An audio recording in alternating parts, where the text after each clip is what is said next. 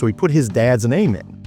And some crazy stuff came up about a guy named Tom Morello from a band named Rage Against the Machine who has a father with the same name. And then the craziest thing happens. Rage Against the Machine on the cover of Rolling Stone magazine that week. And he sees a dude, he just learned the words Rage Against the Machine, and there it is on the newsstand. And he looks, and there's a dude in that band that looks more like his dad than he does.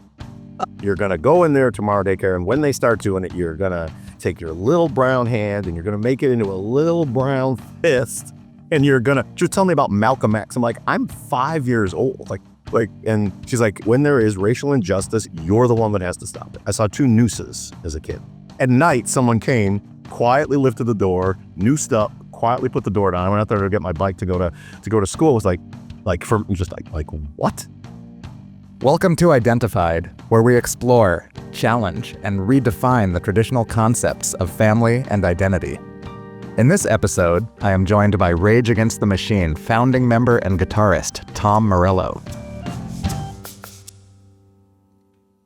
The Morellos came from northern Italy to be coal miners in central Illinois. Marseilles, Illinois, it's spelled exactly like Marseille, France, but it's in central Illinois, so it's pronounced Marseilles. And that's where the Morellos are from, and it's a town where, you either become a farmer's wife or a grade school teacher or a coal miner's wife or a factory worker's wife. And she did something that no one had ever done before or since. Around 22 years old, she left and traveled the world by herself as a single woman in the 40s, like post-World War II, and doing like teaching gigs. So she would teach on a U.S. Army base in Wiesbaden for 5 years. She taught in Spain. She taught in Japan. She took a steamer completely around the world. Like she would always come back with pictures and stories that, people have been living their lives. And so no one's like, oh, you spent time in a Mongolian yurt. Well, let me tell you, the price of milk is 99 cents now. So during one of her teaching forays, she was in East Africa. It was Teachers for East Africa. She was in Kenya teaching the Aberdare Mountains. And while teaching there, became acquainted with some of the people who were making Kenya's independence movement. That's where she met my dad. My great uncle is Jomo Kenyatta, who was Kenya's first president. And so she met my father there, and they had a relationship. He was not going to be like sort of a part of our lives. So I grew up in the United States rather than sort of in Kenya. And we moved to Harlem because she thought, well, You were born in Kenya? I was born in Harlem. Oh, okay. West 142nd and Riverside is where we lived here. She's this white lady from the Midwest who decided to live in, that was Black Harlem, at the time, because she was going to have a black kid. So she got pregnant, Yeah. came back by herself. We have a lot in common. We lived there for about a year when it was a little untenable. So she moved back to Illinois to get support from her family, and then went looking for a public high school teaching job, which you'd think, given her outstanding, 18-year resume, or global travel and teaching world history, would be something to be surprised. All of the schools that, without exception, the schools that she applied to said, you have qualifications, would be very happy to have you teach here, but your family would have to live in another community because you're an interracial family. And they were clear about that. And so she was not interested in taking any of those positions. It turns out a friend of hers from Marseilles was teaching at Libertyville Public High School, and he vouched for her. She got a job there. Where's Libertyville? It's about an hour north of Chicago, an hour north of the city, right? So then we had to find a place to live. The real estate agent told my mom that there has never been a black person that's lived in Libertyville. Like that red line. That Shire was going to literally integrate the town of Libertyville, Illinois. We were applying for an apartment right across from the high school, but the real estate agent had to go door to door, ask the other tenants if it would be okay if there was an interracial family. They softened the blow by saying, well, look, this is not an ordinary Negro child. This is a African princeling. They sort of upsold me. And so that's how we got our toehold there. And that weirdly, like that sort of princeling story, false rumor followed me. And so I was old enough to date their daughter. And then you could have been the king of Botswana, and nobody there, you're being turned away on the welcome mat. But people thought it's okay. He was some kind of... It was, that was always in the air. Well, there were a lot of rumors. The one rumor was that, sort of my mom had pregnant in Chicago, and another rumor, she was the only single mom in town, right, and the only black kid in town. And that was where I grew up. And so what are your first memories of sort of being a kid? While I was in the safe nest of the Morellos, like my grandfather, my mom's family's Italian-Irish. So my grandfather's Italian, his wife was Irish. My grandma was Irish. And he said, to her right off the bat, like, if they don't accept Tommy here, we'll all move to Hawaii. And he had never been to Hawaii. He just had a presumption. Yeah, he was like, we'll move. If they don't accept Tommy, we'll all move to Hawaii. He'd never been, no one in the family never near Hawaii. There's those various that felt so within the nest of the Morellos, it felt supportive, and I never felt anything. Then you go to school. You go to school, and people. I've had a career where I'm an outspoken political person. That's often asked, like, where did you get your politics? Was it from Zinn or Chomsky? No, sir. No, sir. It was from the kindergarten playground. I'm a unicorn. Like, I'm an absolute unicorn. And then kids through osmosis, perhaps have some of their parents' feelings that are not generous, right? Or that was to hear things, hear things, and and it was while I have friends today who I knew then, like the person who was officiated my wedding, I met in kindergarten. I'm really close homies from day one. They're like greatest people on the planet, certainly the greatest people in Illinois. But it was a dichotomy, because then there was living with this kind of constant background of fear, which you don't recognize because it's just your life. You don't know they can be given. Like, they're in school, like there's N-wording, there's kids in your hair, there's a presumption, like a spoken presumption that you are not as intelligent as your classmates. But you're a great athlete. Yeah.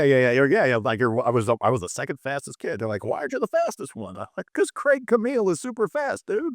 He's taller. He got longer legs. Yeah. I will say there was a formative moment when I was in daycare, because my mom would drop me off at daycare and go to high school and teach, and the daycare scene was not great. There was this older kid, probably like 2 years older than that age. It's a lot older, who was, saying all the things you might imagine you might say daycare. Oh yeah, you might say the only black kid in town, like, terrible, and making me feel terrible, and there was violence and whatnot. And so my mom felt my vibe one day, and she's like, what's wrong? And I told her there's this kid N-wording me and hitting me and stuff. And she says, okay, this is what you're going to do tomorrow. And I sort of like, okay, when I was a font of wisdom, even when I'm 4 or 5 years old. She says, you're going to go in there tomorrow daycare, and when they start doing it, you're going to take your little brown hand and you're going to make it into a little brown fist, and she was telling me about Malcolm X. I'm like, I'm 5 years old. And she's like, when there is racial injustice, you're the one that has to stop it. So she gives me some reverse racism epithet to say, words I don't understand, to memorize. Cracker ass cracker. So the fist isn't to punch. The fist is to, like, it's to defend yourself. You're defending yourself. But it was, I forget, it was like deadbeat honky. So I go in there, and the kid's on me like for the hour of this, but I clearly remember in the heat of battle not remembering phrase correctly, and said something like heat bat donkey, which just sowed confusion. An already kind of charged scene. But I did fight back. Poorly, but I did fight back. It caused a bigger scrum, and it did get the attention of the woman, Seal Harris. Who ran the daycare. And I did get to watch with smug satisfaction as the bully's mouth was washed out with soap. And that was the last day that I got bullied in daycare. Now, my family was Catholic. And so the idea was you go to public school, kindergarten, and then you go to Catholic school. Okay. So I went to Catholic school, first grade, and had a terrible experience. My mom would say it was a terrible racist experience. She yanked me out of there and went back to public school, where a teacher, who Mrs. Craig, I'll remember forever, was like, your kid's going to be fine. But there was sort of the bouncing back and forth of these great friends. It literally was a bucolic places. But there was periodically there were twice, I saw 2 nooses as a kid. There was a noose in my family garage, 13 years old. in their garage. At night, someone came, quietly lifted the door, noosed up, quietly put the door down. I went out there to get my bike to go to school. It was like what? It was when I was 15. I was at a Brown's Chicken on Milwaukee Avenue. I got my comic book money, and then these 2 dudes. It was so out of a Mississippi burning. Like, it's the middle of the day. Everyone's like living their lives. And these 2 young, maybe old teenagers or young men with the trunk open, with a noose, inviting me into the trunk in the middle of the day. And I just remember, like, I was in front of a restaurant called Yankee Doodle Dandy, going, like, they're on the other side of the street, and I know I can outrun them, but this is just crazy. And they, they said a word or two, and, oh my God. And so that's the most negative. Pretty bad. It's pretty bad. But the crazy thing is, like, I never really reflected on that in the time. It's just sort of like a part of the background fabric of life, Where's your father in all this? So my mom would periodically, throughout my life, write letters to my dad, to the P.O. box that they had in 63, unanswered. Still in Kenya. In Kenya. Would write letters there. And they went unanswered. So people would ask me, like, did you miss having a dad? And my thought was always, well, did you miss your third parent? That's the way I talk about it. I say, like, do you have an uncle that you don't know about? That's right, never around. I never thought about it. Fast forward through some of this, but so one of the ironies was, while I was a failing student as a first grader and in Catholic school, I was the first person from Libertyville to ever attend Harvard University. So that was a interesting part of the journey, like an unexpected part of, it's a part of the journey, going off to do that. But a couple of things about the hometown. So the second Black family that moved into the town, and my mom always self-identified as Black. She would tell everyone that she's Black. People are like, you are a Irish Italian lady, which is, we are Black. We are Black. And just like, and I was like, she's going to say that. And so that's, right. You may think different, but she's clear. People were so confused, dude. Oh, and I got to see, I would always cringe because like we would occasionally get the, oh, is he adopted? Oh, Mary Morello she would put you through in the MMA, in the octagon. You racist. Son of a, what's wrong with you? Like, lady, why would you assume he's mine? He's my son. So the second family to move in, this is how white Libertyville was. The first grown Black man to move into Libertyville, Illinois was literally an albino. Dr. Fields, who's my doctor. He was a Black person who was an albino. If it was a script, you have to take that out because that's just like, come on, that's not. My mom was really close with Dr. Fields in his family. Mark was several castes above me in social strata. So I live my life. And I go on to Fame and Fortune and Rage Against the Machine and whatnot. And, and race still continues to play a part because when that band formed, there was zero commercial ambition, zero, in part because of the racial makeup of the band. There's no band like that playing at a club. There's no band certainly on the radio, so that's surprising. So when I'm 30 years old, my mom and we'd tried to go to Kenya several times when I was little, but I had a severe allergic reaction to typhoid vaccination, like near-death reaction. And when you're a little kid, you can't trust the little kid to not eat the stuff or whatever. So when I thought they could trust me by the time I was 30. So my mom and I were going to take a trip to Kenya. So we're on the airport, we're on Lufthansa flying in, and my mom says, I'm 30 years old, and we have not heard from my dad. You connect in Frankfurt and you're flying down. And on the Frankfurt to Nairobi flight, my mom says, oh, I sent a letter to your dad and asked him to meet us at the airport. I'm like, you say that slower? And he's like, yeah. I'm like, when's the last time you heard from him? Well, I haven't heard from him. We arrive at the airport. He's not there.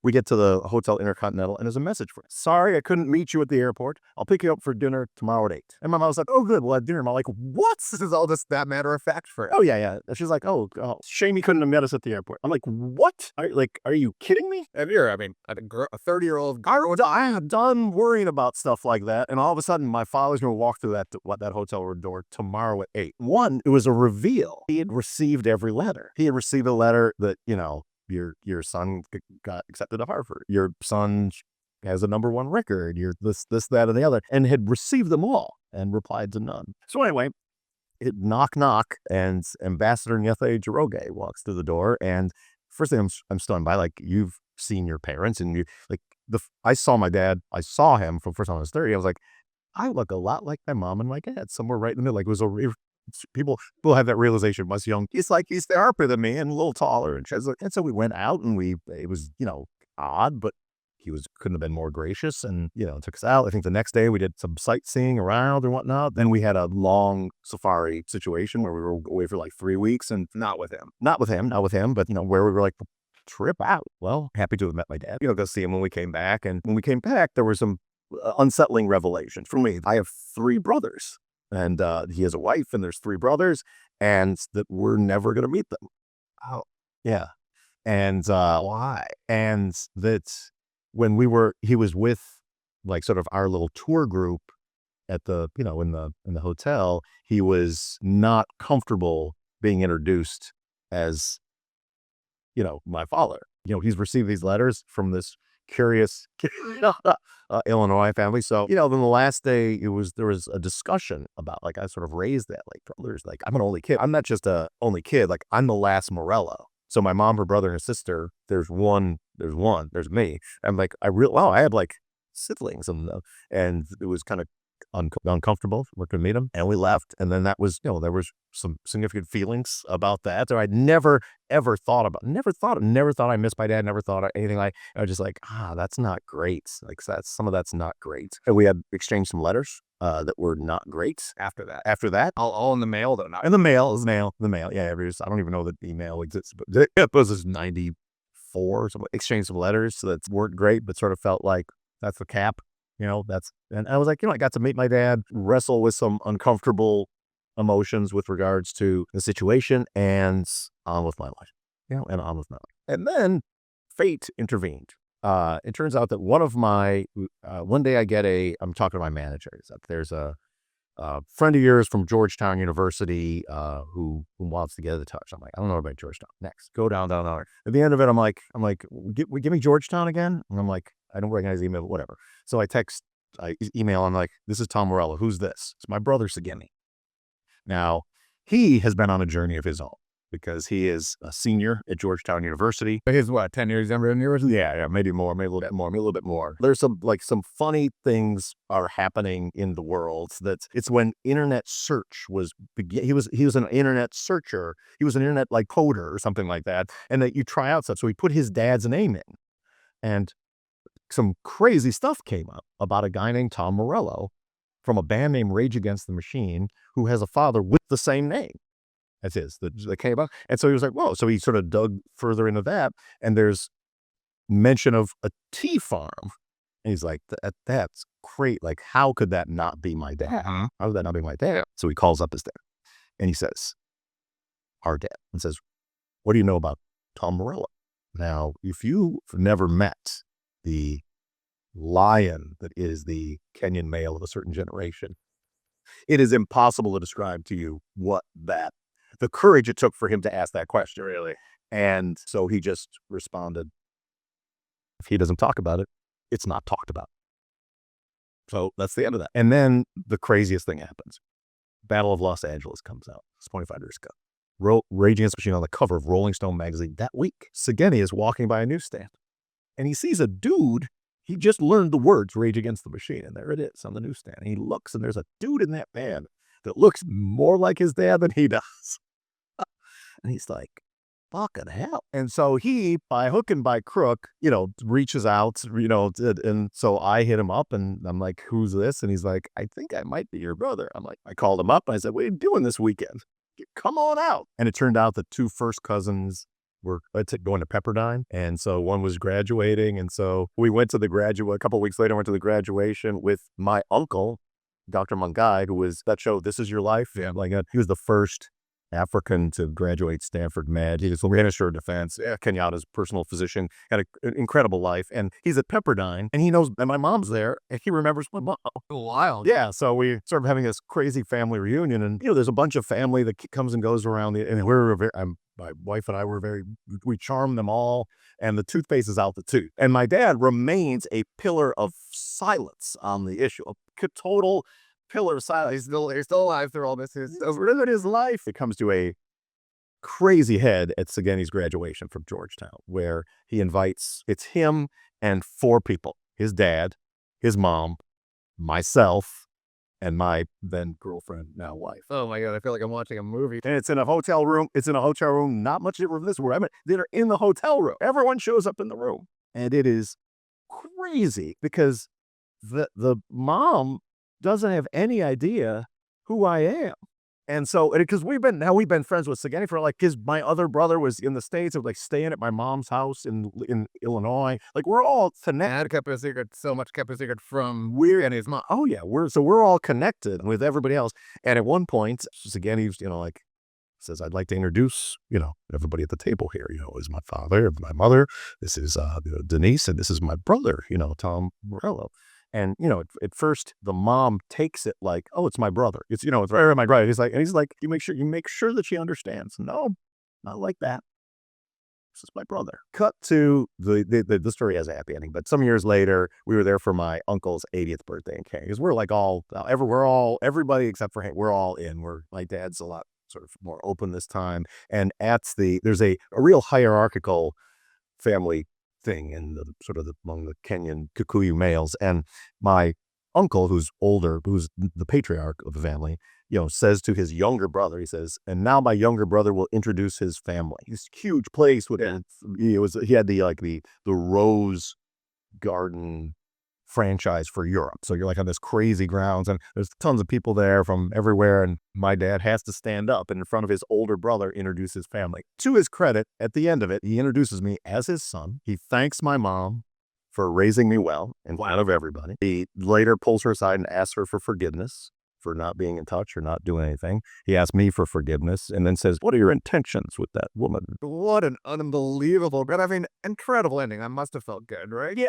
What, there's some resentment? It was overwhelming. Like, because you don't know. Because now imagine like the whole family is like, we're all holding each other on the table. Like, what's he going to say? Totally. Right? Well, not The suspense moment. or not say, as he's a very powerful, like, it's hard to describe. Like it was very like the world was teetering on a knife's edge. But since that, he passed just a year ago at 95. He lived he lived an incredible life. But he got to know my kids. He got to know his grandkids and they softened his stoic hearts, and was pretty lovely to have that connection. Yeah, and we got to see him, a couple of times in the last years of his life. Yeah, there are families born and families found, and that's very much the case. Like I've always been really sort of open-minded about that, and so like my family was really small. It was my grandparents, my aunt and uncle, my mom. That was my family. Yeah, the dog of the time. Yeah.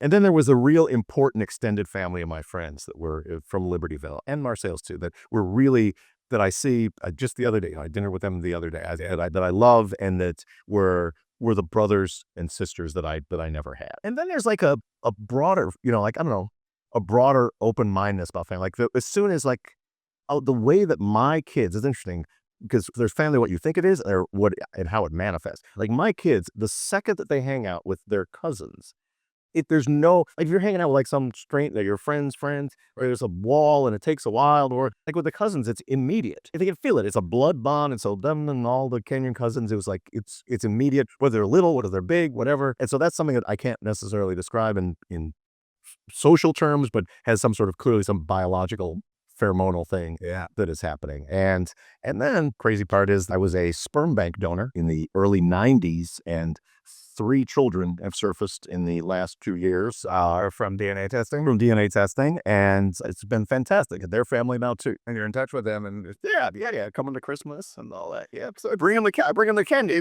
I know. I was the last Morella. Like I was the last one. I remember sitting in Libertyville with a friend of mine, going like, sort of like doom and gloom talk. He's like, what does it feel like to be the last of your line? Like you're the last one. You got old parents, and because I didn't intend to have kids, and now they're uncountable. Thanks for tuning in. Please consider subscribing to Identified wherever you get your podcasts so you don't miss an episode. We're on YouTube, Apple Podcasts, Spotify, and all other major streaming platforms. And be sure to explore identifiedpod.com, the place to gain a better understanding of family. Our executive producer is Kiran Banerjee, and the show is produced by Palm Tree Island. The music for Identified is by Noella and Patricia Brennan. I'm Nabil Ayers. Thanks for tuning in.